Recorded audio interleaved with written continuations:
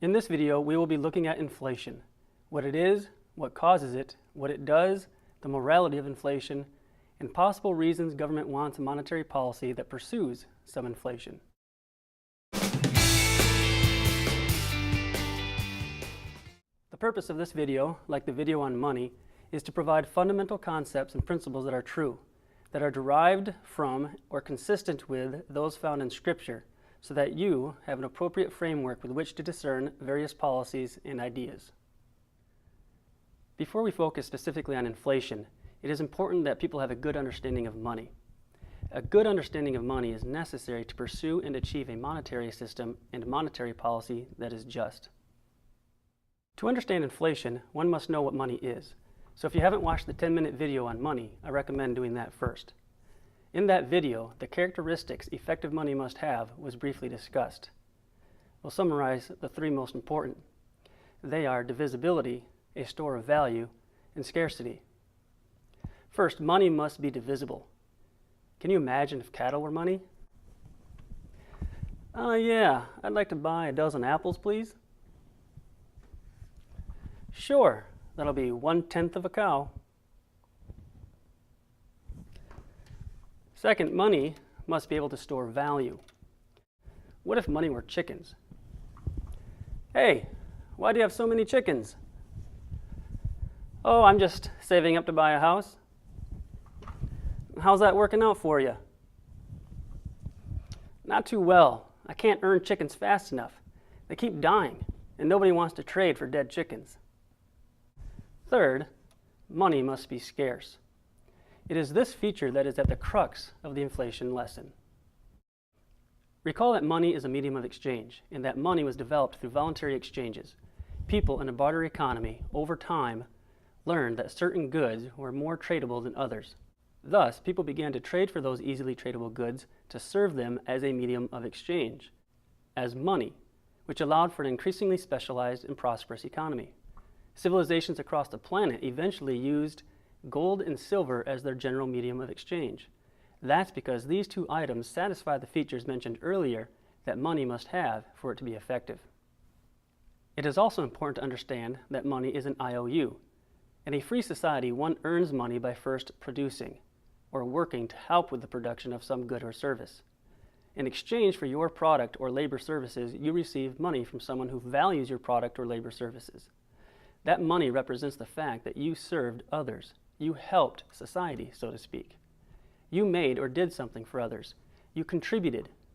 For your contribution, you get to exchange your money for something someone else made available. Your money is a claim on other goods or services that are available. Think of a barter economy. You cannot trade your good, let's say shoes, for another person's hats unless you first produce shoes. Money does not change this. All goods or services are ultimately traded for other goods or services. Money only makes it indirect. If I sell my old car for $5,000 and then spend my $5,000 on a motorcycle, I essentially traded my car for a motorcycle. Realizing that goods are ultimately traded for other goods helps us to learn about the nature of exchange, that it is a win-win. Exchanges or trades do not occur unless the parties involved perceive that they are receiving something more valuable than they are giving. After learning this, one might ask about paper money. Where did that come from, or why did that develop? Let's explain this with a story. You begin to get tired of storing hundreds of units of gold in your home where it could be stolen. You are also tired of carrying the gold around when you need to make an exchange. It's heavy and cumbersome. Wanting to keep your gold safe, you deposit it in a warehouse. The warehouse owner gives you receipts. Your neighbor, the butcher, places 100 units of his own gold in the same warehouse and receives receipts as well. The butcher then wishes to buy a loaf of bread from you, the baker, at a cost of 1 unit of gold. He could walk to the warehouse, ask for a unit of gold, return to you, and pay as 1 unit of gold. This, of course, is an extremely inefficient way of doing business. Another method would be through the exchange of receipts. A receipt for 1 piece of gold for 1 loaf of bread would take place within the bakery without wasteful walking back and forth. This was how paper money began in the marketplace. Point of note, this paper money was based on the gold standard. But as you may know, we are no longer on the gold standard. In 1933, FDR took the nation off the gold standard, and in 1971, Nixon took the world off the gold standard. The U.S. and the world now have an entirely fiat money system. How does this apply to inflation? Well, to begin, let's define inflation. Most textbooks define inflation as a general rise in prices. That is an inadequate definition. Rather, inflation is an increase in the money supply. The general rise in prices is an effect of inflation, not inflation in and of itself. A general rise in prices, after all, cannot occur unless the total money supply increases. Think about it. If the money supply remains stable and the price of item A goes up, then the price for another item or items must fall, as there is less money now available to purchase them. And let's make clear, money is an economic good, which means we can apply economic laws to money and analyze it just like any other good. The law of demand and the law of supply, for example, impacts money as it does television sets. All things equal, suddenly doubling the supply of TVs will cause the price for TVs to fall. All things equal, increasing the supply of money will cause the value of each individual dollar to fall, weakening its buying power, thus causing a general rise in prices. So keep in mind, inflation is an increase in the supply of money. The general rise of prices is an effect. So what causes inflation? There are two main factors responsible for an increase in the money supply. First, fractional reserve banking. In this system, money is loaned into existence. How that occurs is good to know, but outside the scope of this video. If interested in learning about this, see the links provided in the description. Second factor that causes inflation of increasing the money supply is the Federal Reserve, which is a public-private hybrid, so to speak. The Federal Reserve, through the Federal Open Market Committee, has the legal authority to use its powers to arbitrarily change the money supply. For more information on this, also see the links in the description. Now that we know what inflation is and what causes inflation, what does inflation do? What are its effects? Inflating the money supply causes the value of each unit of money to go down. When the value of money goes down, prices for goods and services go up, which means you need more of it to buy what you want. Let's say an economy only has 10 loaves of bread and 10 units of money. 1 unit of money purchases 1 loaf of bread. Then let's say the money supply is doubled, is inflated to 20 units. Is the economy twice as wealthy? No. Instead, the value of money dropped. Now each loaf of bread will cost 2 units instead of 1. Wealth did not increase because you still have 10 loaves of bread.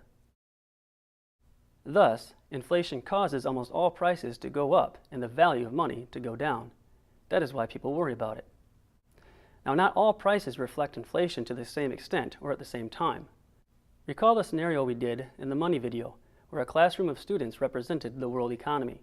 Each student had $1 million, and all of the money between them represented the wealth, food, homes, capital goods, etc., in our economy. I had them all add a zero to their $1 million that all now had $10 million apiece. This increase in the money supply, however, did not magically increase the food, homes, capital goods, etc., in our economy. We learned from this exercise that money is not wealth. Simply increasing it does not make an economy grow. In that scenario, each student received the same amount of the inflated money at the same time. In real life, inflation doesn't happen that evenly, which brings us to another effect of inflation. A few people get the money first, generally privileged bankers. So I tell the students in one row that they are the privileged bankers. And then I tell only those students to add another zero to their bank balances. I ask again, is there now more consumable or producing stuff in our economy? Of course, the answer is still no. Society as a whole isn't wealthier. But are the people in the privileged banker row wealthier because of the new money? There's no denying it.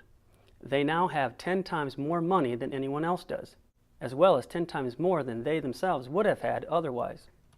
But being wealthier means they can get more actual stuff. And if, as we've established, the new money did not create more total stuff, they can't get more stuff unless other people get less stuff. This government inflation, therefore, is necessarily a redistribution of wealth. it is a zero-sum game. It is a win-lose situation. Unlike events in a free market, which are win-win, a loser is effectively taxed by an act of the government for the sake of the winner. Not only does inflation reallocate wealth from those who earned it to those who didn't, it also artificially lowers interest rates and reallocates resources, changing the structure of production. This causes what is known as the business cycle, the periodic booms and busts of the economy. To explain, in a free market economy, interest rates help coordinate time preferences between consumers and producers. This signal, interest rates, serves as a vital role as it creates incentives for businesses to either invest in riskier, long-term projects or safer, shorter-term projects. When the interest rate, the price for borrowing money, is high, it indicates that consumers are spending their money rather than saving it, so the supply of money is low relative to demand for that money. A high interest rate also means it is expensive to borrow money, so businesses invest in short-term projects. If consumers begin to save and the money supplied in banks increases, then interest rates begin to go down. These lower interest rates mean that consumers are choosing not to consume, meaning they are choosing not to use resources, making them available for others. Low interest rates incentivize businesses to borrow for long-term projects. Because people are saving more, the needed resources will be available at profitable prices. However, when the Federal Reserve adopts a loose monetary policy, meaning they begin to increase the money supply by creating it out of basically thin air, more money is placed into banks. But this increase in money is not the result of people saving more. And because of this increase in money, interest rates drop, incentivizing businesses to borrow for long-term projects. And this is what creates a temporary boom. This lower interest rate, however, is a false signal. People are not saving more. That means both consumers and producers are competing for the same scarce resources, bidding prices up to levels that will make the longer-term projects unprofitable. Furthermore, since people are not saving more, there will not be enough resources to sustain these extra long-term projects dependent on the Fed's new money. As a result, a bust is inevitable.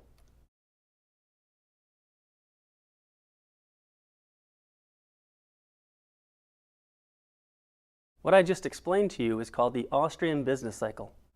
I will provide links in the description if you're curious to learn more about it. Another effect of inflation is that when the value of money begins to fall, people start spending. Instead of waiting a couple of years to purchase certain items, people, worried that prices may climb too fast and the value of their money will be worth less in the near future, begin to save less and spend more. This has several negative effects.